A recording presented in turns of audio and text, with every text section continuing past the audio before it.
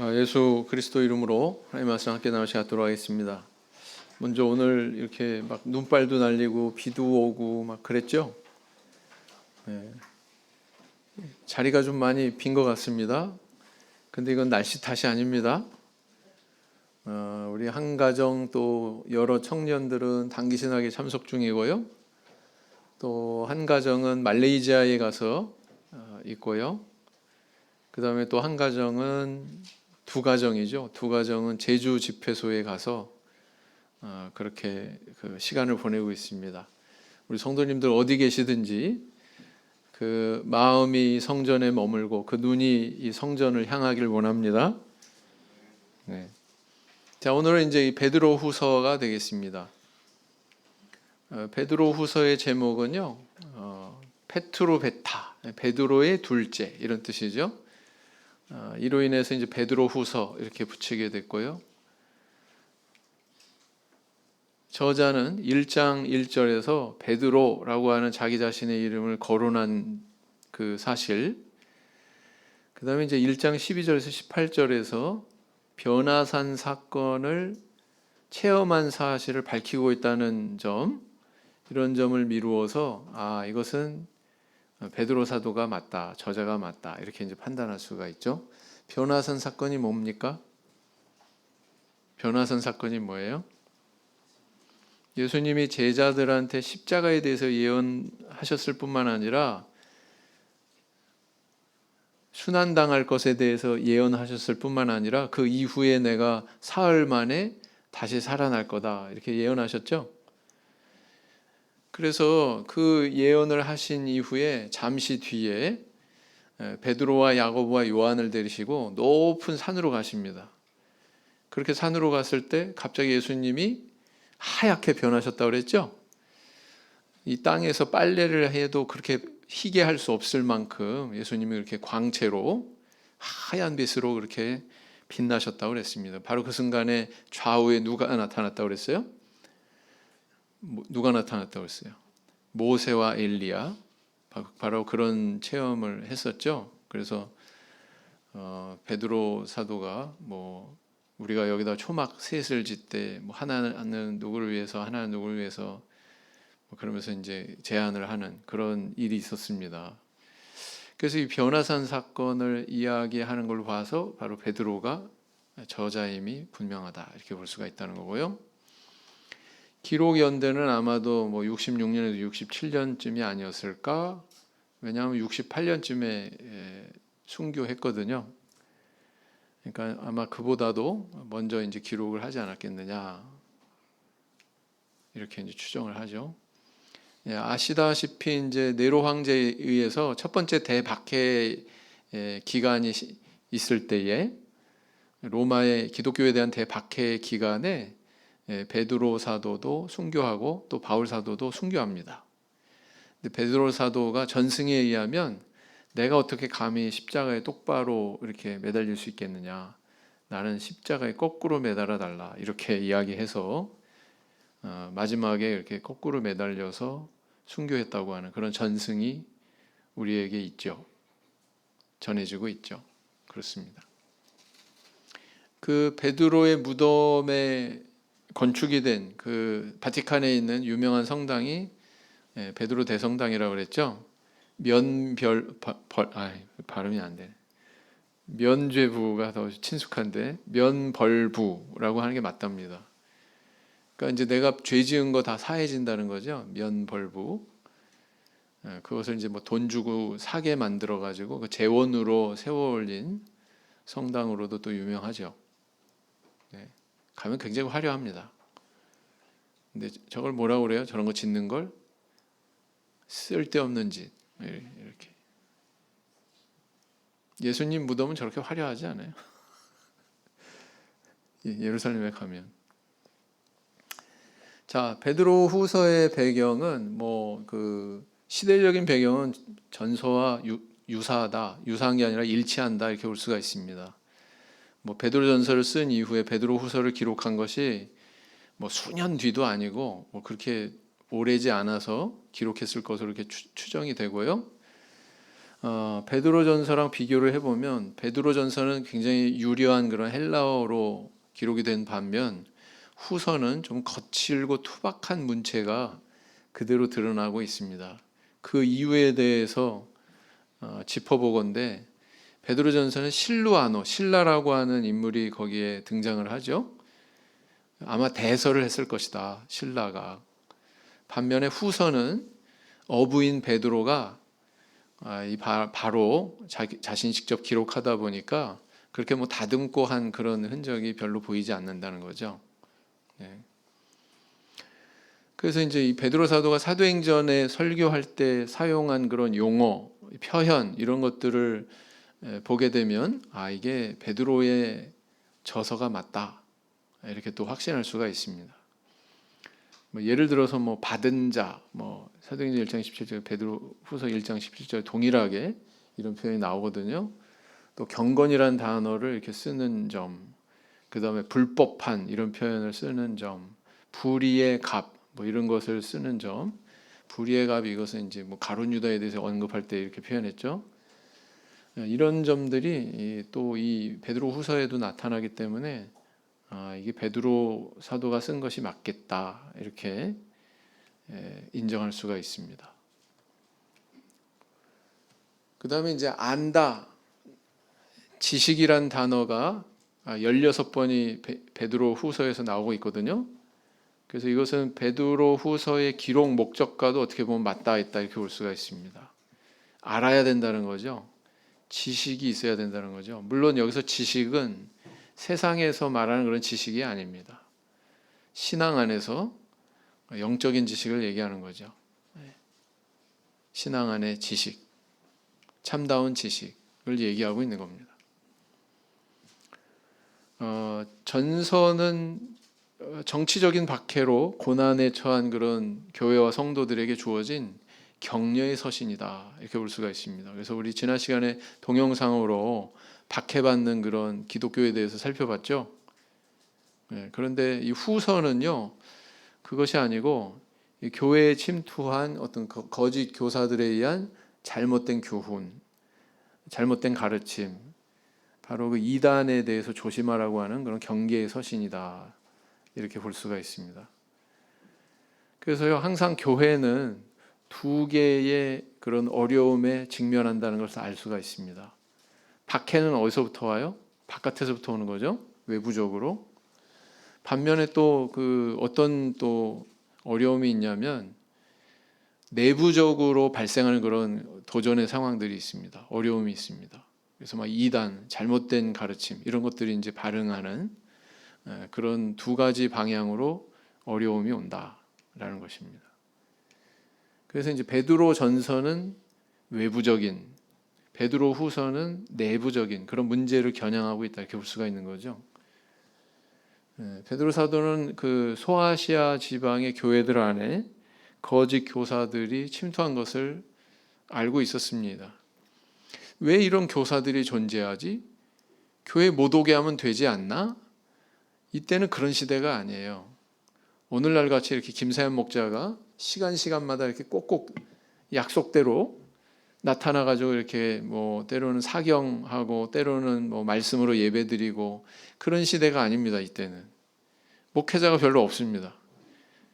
디아스포라 교회, 다시 말하면 이스라엘 땅이 아니라 저기 이제 이방 지역에 많이 이렇게 흩어져 사는 유대인들이 세운 교회를 디아스포라 교회라고 그러거든요. 그 교회는요 순회 교사들이 있었습니다. 순회하는 교사들이 있었어요. 그래서 항상 거기 상주하는 게 아니고 이게 때에 따라 일정 기간씩 돌아가면서 순회하면서 신앙인들을 가르쳤단 말이에요. 그래서 그런 순회 교사 가운데 바울 사도도 역시 마찬가지잖아요. 그래서 여기 몇 년 있다가 또 옮기고 막 이렇게 계속 돌아다니지 않았습니까? 우리도 따지면 다 돌아다니고 있기는 합니다. 3년마다 돌렸다가 또 4년마다 또 돌아다니고 있으니까. 근데 이때 당시에는 더 열악한 거예요. 상주하는 목회자가 있어요? 없어요? 없어요. 근데 이렇게 순회하는 교사들 가운데 거짓 교사들이 있었다는 것입니다. 그래서 잘못된 교리를 잘못된 그런 성경의 교훈을 가르치는 그런 사람들이 있었다는 거죠. 네. 이 거짓 교사들이 가르친 잘못된 그런 교훈은 뭐였느냐? 그것은 바로 그리스도의 재림을 부정하는 거였습니다. 재림을 부정하니까 당연히 뭐예요? 그리스도의 부활도 인정하지 않는 거죠. 내세를 인정하지 않는 거죠. 당연히 성도가 부활하는 것에 대해서도 인정하지 않겠죠. 네. 그러니까 어떤 영향이 끼쳐졌겠어요? 성도들은 점점 이런 천국의 소망이 없는 거예요, 마음속에. 그리고 이제 이렇게 뭐 내가 이렇게 살 필요가 있어? 이렇게 장래가 불확실하다면 그럼 내가 원하는 대로 살 거야. 이렇게 되는 거죠. 그래서 사람들이 그냥 윤리적으로 타락하고 도덕적으로 방종하는 그런 생활에 빠지게 되는 상황을 조장하는 이런 일을 한 게 바로 누구였다고요? 거짓 교사들이었다는 것입니다. 그래서 이런 사실을 보면 교리적인 오류가 결국은 도덕적인 타락을 가져온다는 것을 알 수가 있습니다. 교리적인 오류는 뭐예요? 재림이 있고 부활이 있고 예수 그리스도께서 다시 오신다고 그랬는데 그것이 뭐 이미 이루어졌다거나 또는 이루어지지 않을 것이다 라거나 뭐 이렇게 삐끗하니까 잘못된 그런 오류로 인해서 성도들의 어떤 그런 생활이 영향을 받는다는 거죠. 도덕적으로 해이해지고 그릇된 길을 가게 만들더라라는 거예요. 그래서 교리적인 내용과 윤리적인 내용은 분리되어 있는 게 아니다. 분리되어 있는 게 아니다. 항상 연결되어 있다. 만약에 이 둘 중에 하나를 부정하는 그런 가르침이 있다면 그게 바로 이단이다. 네. 칼빈주의 절대 예정론의 문제점이 뭐예요? 만약에 그 교리가 없다면 일반 교회 사람들 저렇게 타락 안 합니다. 술 먹고 담배 피고 뭐 밖에 나가서 뭐 속이고 다른 이성 만나고 온갖 잘못된 일 다 하고서 일요일 날 가서 눈물 펑펑 흘리면서 회개한다고 그러죠. 그런 사람들 보셨어요? 그런 사람들이 있습니다. 그러니까 무슨 죄를 짓더라도 하나님이 나를 붙들어 주신다 이거예요. 칼빈주의 절대예정론. 그 이론이 단순히 제가 지금 얘기하는 그게 실체가 아니더라도 일반 교회는 그렇게 오해하고 있습니다. 심지어는 성직자들조차도. 그러니까 그렇게 사는 거예요. 절대로 성경에서 가르치는 교리와 그것이 우리에게 겨냥하는 윤리적인 생활은 절대로 분리되어 있지 않습니다. 둘은 하나로 연결되어 있다. 그래서 하나가 잘못되면 다른 것도 잘못된다. 다 연결되어 있기 때문에. 그걸 우리는 알아야 된다는 거죠. 그래서 이렇게 이단을 경계하는 내용을 기록하고 있기 때문에 유다서와 상당히 유사점이 많다. 유다서의 내용도 이단을 겨냥하고 있거든요. 그래서 이제 베드로후서의 내용을 보면 뭐 항상 축복의 말, 인사말로 시작을 하죠. 그리고 하는 말이 뭐냐면은 자신을 부르신 자를 알아라. 아까 저기 자주 등장하는 단어가 있다고 그랬잖아요. 알아라. 깨달아 알아야 된다는 거죠. 네가 믿는 것을 알아라 이렇게 표현하지 않았습니다. 자신을 부르신 자를 알라. 하나님이 어떤 분이에요? 우리를 부르신 분이에요. 그분을 알아라. 하나님이 이 세상에 썩어질 정욕을 피해서 신의 성품에 참여하는 자가 되게 하려고 우리를 부르셨다라는 거죠. 하나님의 목적을 밝힙니다. 우리의 목적을 우리가 획득한 게 아니고 하나님의 목적을 주목하게 하고 있죠. 구원의 출발은 어디에서 시작이 됐습니까? 인간입니까? 하나님입니까? 하나님으로부터 시작됐어요. 네. 그 기원에 대해서 생각하게 만드는 거죠. 그리고 또 한 가지는 우리 구원에 대해서 신의 성품에 참여하는 이렇게 표현하고 있다는 거예요. 네. 우리 구원의 성격에 대해서. 그다음 5절부터는 이제 절제와 인내와 경건과 형제 우애와 사랑을 공급하라. 공급하라라고 하는 것은 뭐 더하라 이렇게 또 개역개정판에서 이렇게 기록을 하고 있죠. 이런 열매가 없으면 멀리 보지 못하고 옛 죄를 깨끗게 하신 것을 잊은 것이다. 신앙 안에 들어왔어요. 들어왔다는 얘기는 옛 죄를 깨끗게 하신 것을 세례받고 뭐 이러고 이제 들어온 거죠. 근데 그것을 잊는 상황도 있을 수 있구나라는 것을 이야기하고 있습니다. 이런 계층을 겨냥해서 얘기하는 거예요, 지금 베드로 사도가. 그래서 택하심과 부르심을 굳게 해라 이렇게 얘기합니다.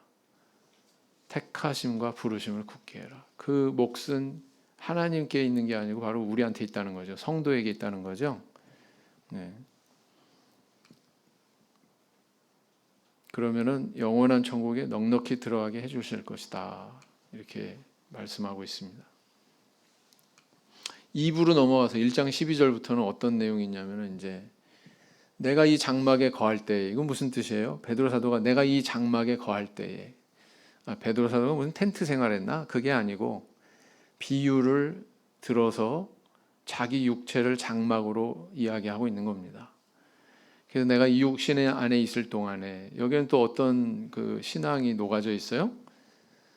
이 육신은 잠깐 내가 거하는 곳이고 내 영혼이 거할 영원한 처소가 따로 있다는 것을 의미하는 겁니다. 내가 이 육신에 있는 동안에 기억하게 하고 싶은 것이 있다. 내가 살아있는 동안에 너희들에게 심어주고 싶은 그런 것이 하나가 있는데, 그것은 바로 예수 그리스도께서 다시 오신다고 하는 재림의 신앙이다라는 거죠. 그래서 우리는 뭘 할 수 있냐면, 이게 이제 본론이구나, 지금 이걸 이야기하고 싶어서 붓을 들었구나 라는 것을 알 수가 있습니다. 굉장히 좀 엄중하게 얘기하는 거잖아요. 내가 이 육신에 있을 동안에 이렇게 얘기하는 거니까. 그러면서 하는 얘기가, 이거는 무슨 뭐 사람의 정교하게 만들어낸 이야기가 아니다. 이건 내가 직접 체험했다. 그러면서 뭘 얘기하냐면 아까 이야기한 변화산 사건을 얘기하는 겁니다. 변화산 사건. 한번 찾아보실까요? 마태복음 17장 한번 펴보세요.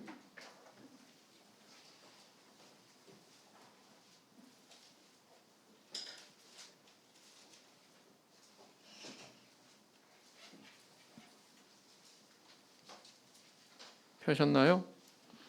1절부터 보시면은, 엿새 후에 예수께서 베드로와 야고보와 그 형제 요한을 데리시고 따로 높은 산에 올라가셨더니 저희 앞에서 변형되사 그 얼굴이 해같이 빛나며 옷이 빛과 같이 휘어졌더라. 때에 모세와 엘리야가 예수로 더불어 말씀하는 것이 저희에게 보이거늘 베드로가 예수께 여짜와 가로되 주여 우리가 여기 있는 것이 좋사오니 주께서 만일 원하시면 내가 여기서 초막 셋을 짓되, 셋을 짓는다 그랬네요. 하나는 주를 위하여, 하나는 모세를 위하여, 하나는 엘리야를 위하여 하리이다. 말할 때 호련히 빛난 구름이 저희를 덮으며 구름 속에서 소리가 나서 가로되 이는 내 사랑하는 아들이요 내 기뻐하는 자니 너희는 저의 말을 들으라 하는지라 그랬어요. 이게 바로 뭐예요? 이걸 일컬어서 뭐 변화산 사건 이렇게 얘기합니다. 그러니까 예수님이 십자가에 대해서 예언하셨다가 이 제자들을 데리고 이렇게 가서 이 모습을 보여드린 이유는 뭘까요? 노 크로스, 노 크라운. 십자가가 있어야 부활이 있다, 이렇게 영광이 있다. 그런 맥락이 여기 흐르고 있는 거예요.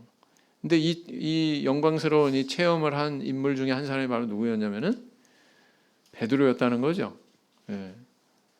그래서 내가 그 음성을 이렇게 직접 들었다, 변호사에서 체험했다. 이것은 바로 예수님께서 이렇게 부활하셔서 재림하실 때 이런 모습으로 오시겠다고 하는 얘기구나 라는 거 알 수 있어요? 없어요? 네, 있습니다. 이보다 더 확실한 것이 등불처럼 우리에게 비춰주고 있다 이렇게 얘기합니다. 내가 지금 그 체험한 이 이야기뿐 아니라 더 확실한 것들이 있다. 그러면서 이제 이 재림 신앙에 대해서 말하자면 기초를 세우고 있는 거죠. 이 재림에 대해서는 사사로이 풀지 말고 바르게 알아야 된다. 혼자 생각으로 이럴 수밖에 없죠. 왜? 체험하지 못했으니까. 미래에 이루어질 거니까. 사람들이 생각이 많았었던 것 같아요. 여기서 문제를 우리가 짚어볼 수 있는데, 베드로 사도는 지금 바로 그 소아시아에 있는 성도들 가운데 이렇게 사사로이 이 말씀에 대해서 풀이하려고 하는 사람들을 지금 경계하고 있다라는 것을 알 수가 있습니다.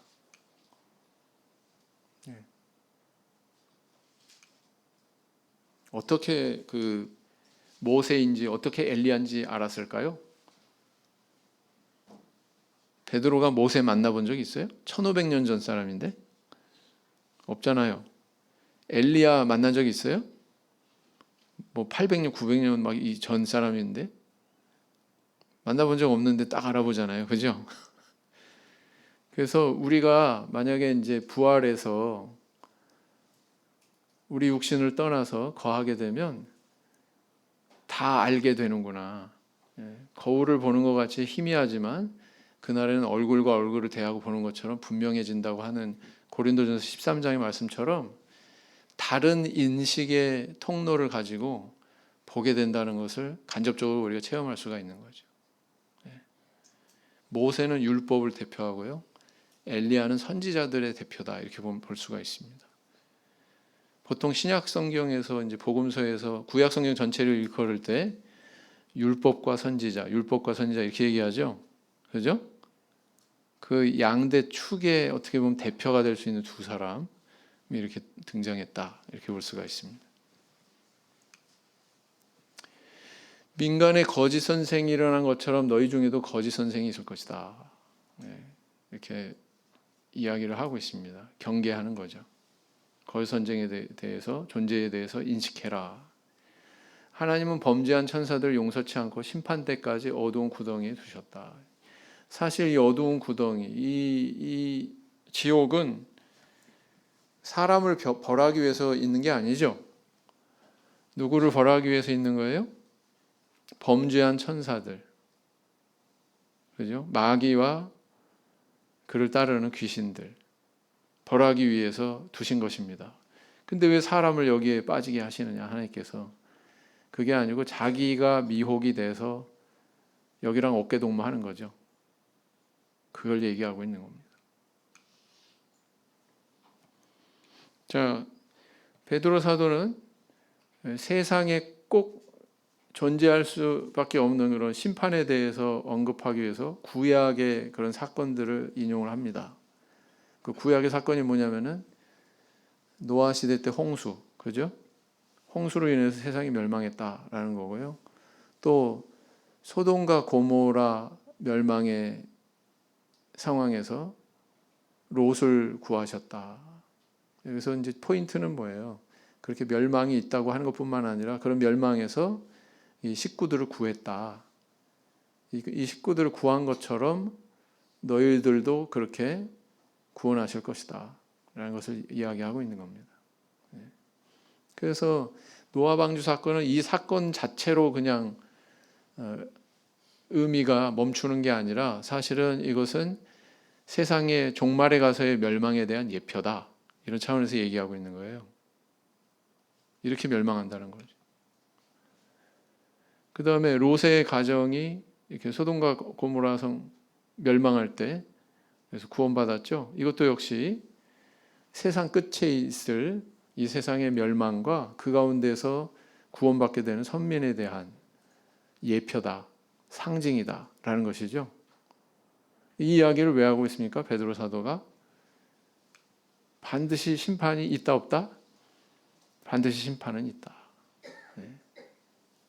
심판이 있다는 것은 구원도 있다는 거예요. 동전의 양면입니다. 멸망만 있는 게 아니고 뭐예요? 구원도 이루어지는 거예요. 멸망이 없으면 구원도 안 이루어져요. 그런 관계입니다. 동전의 양면이다.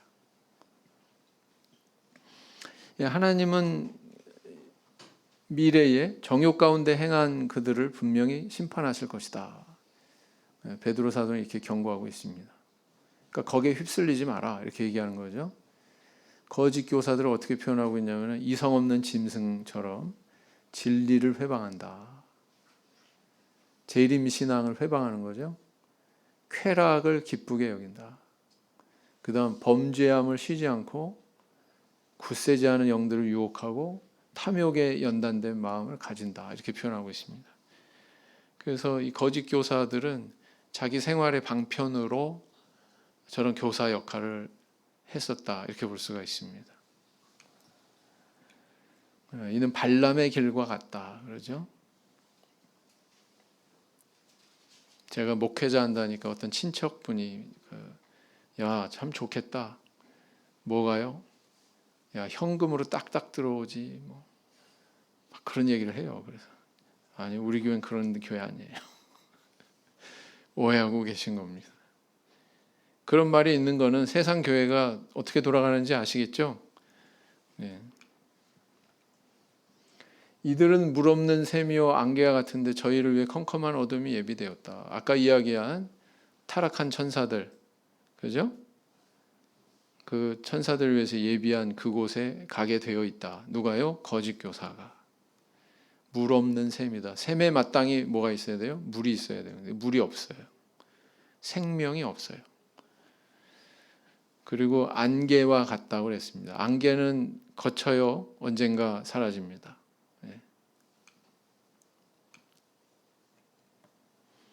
허탄한 자랑의 말을 토하고 약한 영혼을 유혹한다. 거짓 교사의 행태에 대해서 이야기하고 있습니다. 만약에 세상의 오물을 피했다가 다시 그 안으로 들어가는 것은 개가 그 토하였던 것으로 돌아가고 돼지가 씻었다가 더러운 구덩이에 도로 눕는 것과 같다. 이것은 예수님도 이런 말씀하셨죠. 더러운 귀신 들린 또 사람에 대해서 저보다 더 여러 마리 귀신이 다시 들어가가지고 더 심하게 됐다. 이런 말씀 있었어요? 없었어요? 네, 그러면서 이 표현을 예수님께서 쓰셨습니다. 네. 그래서 신앙 안에 들어왔다가 다시 신앙을 떠나서 세상에 되돌아가고자 하는 것은 마치 이와 같다라는 거예요. 이런 신앙의 유형이 있다는 거예요? 없다는 거예요? 이런 유형의 신앙이 있으니까 지금 이야기를 하는 거예요. 그러니까 너희는 그런 길을 가지 마라. 교훈하고 있는 거라고요. 그래서 이것을 기록한 것은 사도들로 명하신 것을 기억하게 하기 위해서다 얘기하고 있습니다. 그 기억할 것이라는 것은 바로 뭐냐면은 주의 재림을 부정하는 거짓 교리를 경계하라. 이게 한두 번 들은 얘기가 아니었구나라는 걸 또 알 수가 있죠. 사도들이 명하신 것, 그 내용을 이야기하고 있어요. 그 내용 가운데도 주의 재림을 부정하는 거짓 교리에 대해서 조심해라, 경계해라 이렇게 얘기하고 있는 거죠. 그도 그럴 것이 바울 사도도 고린도전서 15장에서 그런 말씀 남겼잖아요. 그죠? 네. 데살로니가 전서에도 또 그런 말씀이 있지 않습니까?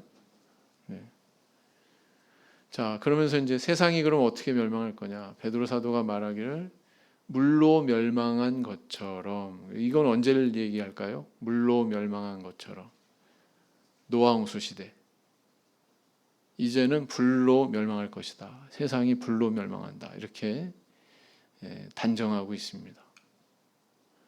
뭐 SF 영화 뭐 이런 데 보면은 지구 멸망에 관련된 여러 가지 원인에 대해서 그려놓는 그런 멸망설들이 있죠.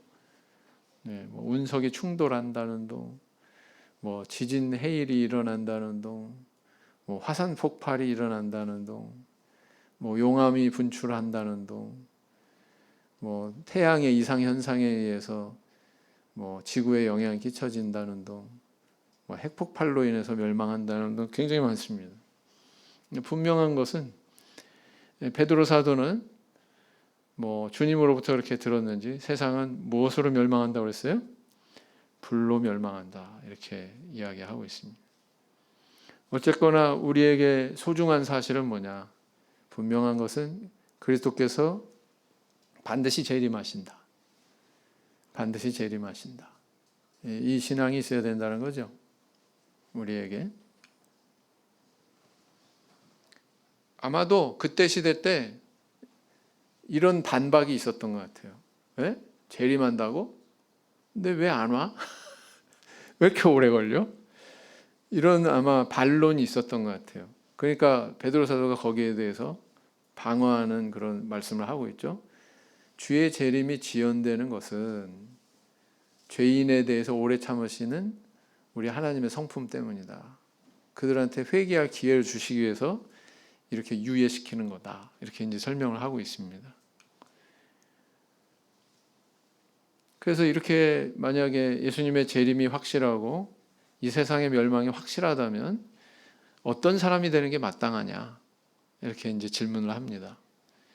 하나님의 날이 임하기를 간절히 사모해라. 우리 성도님을 사모하십니까? 조금 이따 오세요. 예요? 정하신 때 분명히 오실 거예요. 예. 그러면 우리는 더 좋은 세계로 들어갈 겁니다. 그러나 우리는 때로는 두렵죠. 우리는 연약하니까. 그죠? 크리스천들이 안고 있는 모순된 태도가 있답니다. 천국에 가길 원한대요. 내일 당장 천국에 가기를 원하지 않는답니다. 3장에서 3장 14절 17절 어떤 내용이 있어요? 그래서 이런 재림신앙을 가진 성도는 주 앞에서 흠도 없어야 되고 점도 없이 발견돼야 된다. 이런 재림신앙에 대해서 또는 재림의 일에 대해서 누구도 썼다고 이야기해요? 바울 사도도 썼다. 이건 뭘 의미합니까? 베드로 사도는 이미 바울 사도가 여기에 대해서 여러 저술을 한, 여러 서신을 기록한 사실을 알고 있어요? 모르고 있어요? 알고 있었어요. 그 내용도 알고 있었어요. 어떤 걸 썼는지. 근데 여기에 대해서 뭐라고 그러냐면은 억지로 풀지 말아라. 억지로 풀다가 멸망에 이른다. 잘 이해해야 된다. 그러니까 이렇게 얘기하고 있습니다. 무법한 자들의 미혹에 주의해라. 경계하고 있고요. 그리스도의 은혜와 주를 아는 지식에서 자라가라. 이렇게 얘기하고 있죠. 그래서 잘하는데 관심이 있다. 잘하게 하는데 관심이 있다는 것을 알 수가 있습니다. 분별을 하려면은 성장해야 되잖아요. 그죠? 자, 베드로서의 그 맥락에서 중요한 포인트는 새 하늘과 새 땅을 소망하는 자 이렇게 볼 수가 있습니다. 새 하늘과 새 땅을 소망하는 자는 어떤 자냐? 바로 이런 자들이죠. 신의 성품에 참여할 미래가 있는 자, 주의 재림을 믿고 소망하는 자, 주의 도를 회방하고 성도를 미혹하는 거짓선자들을 분별하고 경계할 줄 아는 자, 구약의 멸망을 거울 삼아서 오늘날 생활하는 자, 저먹고 흠없는 자로 발견되기를 힘쓰는 자, 이런 사람이 바로 새하늘과 새 땅을 소망하는 자다. 이렇게 볼 수가 있습니다. 관련된 구절 한번 읽어볼까요? 베드로후서 1장 4절 형제반 밑에 자매반 시작. 이로써 그 보배롭고 지극히 큰 약속을 우리에게 주사 이 약속으로 말미암아 너희로 정욕을 인하여 세상에서 썩어질 것을 피하여 신의 성품에 참여하는 자가 되게 하려 하셨으니 그랬어요. 우리는 바로 이런 존재다. 자매반 우리 주 예수 그리스도의 능력과 강림하심을 너희에게 알게 한 것이 공교히 만든 이야기를 쫓은 것이 아니요 우리는 그의 크신 위엄을 친히 본 자라 그랬습니다. 자, 베드로서 2장 1절 형제반 밑에 자매반 시작. 그러나 민간에 또한 거짓 선자들이 일어났었나니 이와 같이 너희 중에도 거짓 선생들이 있으리라. 저희는 멸망케 할 이단을 가만히 끌어들여 자기들을 사신 줄을 부인하고 임박한 멸망을 스스로 취하는 자들이라 그랬어요. 자매반 여럿이 저희 호색하는 것을 쫓으리니 이로 인하여 진리의 도가 회방을 받을 것이요. 그랬어요.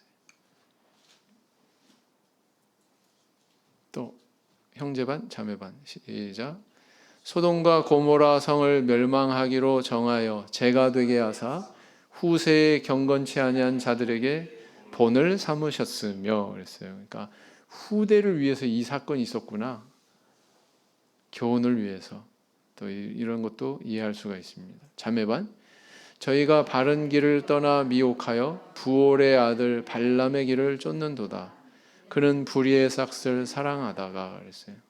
이 발람의 그 사건을 아시죠? 네. 이스라엘을 저주하려고 나아갔다가 오히려 축복하는 근데 그 나가는 과정에서 하나님께서 막으셨어요. 그럼에도 불구하고 막 어거지로 자기 뜻대로 행하려고 하다가 천사한테 칼에 맞아 죽을 뻔했죠. 누구 눈에는 천사의 칼이 보였어요? 나귀의 눈에는 보였죠. 발람의 눈에는 안 보였어요. 무슨 의미냐? 발람은 나귀만도 못하다. 서양에서 나귀는 바보예요, 바보. 근데 그거보다도 더 바보란 뜻이죠. 베드로서 3장 13절 14절 형제반 시작. 우리는 그의 약속대로 의에 거하는 바 새 하늘과 새 땅을 바라보도다. 그러므로 사랑하는 자들아 너희가 이것을 바라보나니 주 앞에서 점도 없고 흠도 없이 평강 가운데서 나타나기를 힘쓰라. 자매반 그러므로 사랑하는 자들아 너희가 이것을 미리 알았은즉 무법한 자들의 미혹에 이끌려 너희 굳센 데서 떨어질까 삼가라 그랬어요. 당시 로마에 만연해 있던 이렇게 베드로 사도가 당부했건만 나중에 결국은 타락한다고요. 200년 이후에 교회가 변질이 당시 로마에 만연해 있던 종교는 태양을 숭배하는 미트라 교회였지만 로마의 역대 황제들은 스스로를 신격화함으로써 황제 숭배를 강요했고 일부 귀족층은 이집트에서 유입된 신비 종교에 심취해 있었다. 때문에 로마 내부에서는 종교로 인해 적지 않은 마찰을 겪고 있었다. 콘스탄틴은 온갖 박해 속에서도 신속하게 로마 전역으로 퍼져나간 기독교의 영향력을 활용하고자 했다. 기독교는 자신의 제국을 단단하게 만들어줄 것이라 생각했기 때문이다. 이에 콘스탄틴은 기독교를 로마의 국교로 삼아 하나의 종교 아래 하나의 로마 제국으로 통일시키려고 했다.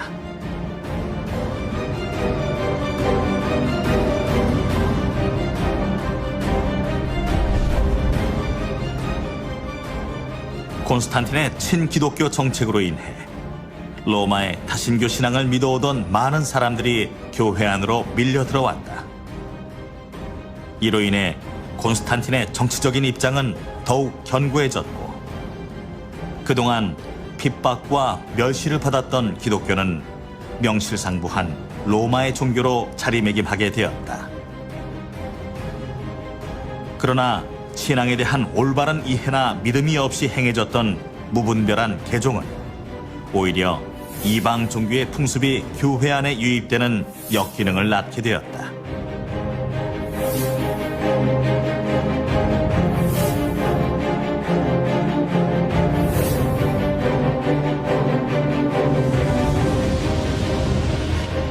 로마의 다신교 신앙에 젖어 있던 사람들은 겉으로는 개종한 것처럼 보이나 조상 때부터 섬겨온 하늘의 1월 성신과 다양한 남신과 여신 숭배 그리고 그 신들을 위한 종교적 의식과 제도들을 쉽게 버릴 수 없었던 것이다. 로마 교회는 기독교로 개종하려는 이교도들에게 개종 시 마음의 갈등을 덜어주는 방안을 모색했다. 그것은 이교도들이 믿어왔던 신들과 유사한 것을 교회 안에 들여놓는 것이었다. 로마 교회는 예수님과 태양신을 동일하게 인식시켰다.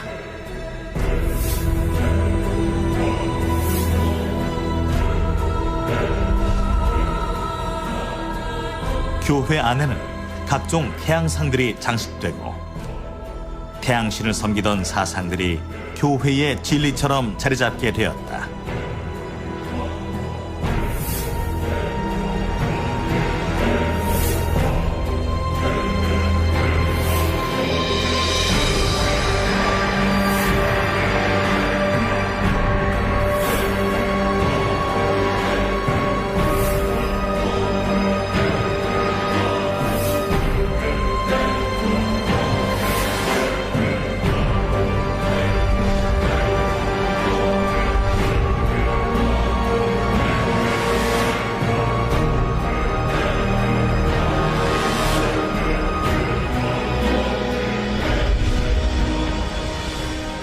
모든 로마 시민들은 존엄한 태양의 날에 쉬어야 한다.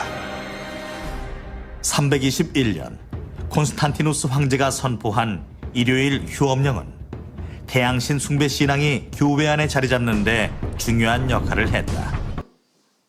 여기까지요. 저 마지막 장면이 성베드로 대성당에 있는 그 창입니다. 돌을 깎아가지고 꼭 스테인드 글라스 같이 생겼는데 천연 돌을 깎아가지고 저렇게 장식을 했는데 저 문양이 뭘 보여주고 있어요? 뭘 표현하고 있는 겁니까? 태양. 예, 그렇습니다. 그렇다. 그 베드로 사도가 이렇게 신신당부했건만 교회는 지켜지지 못한 거죠. 그죠? 네.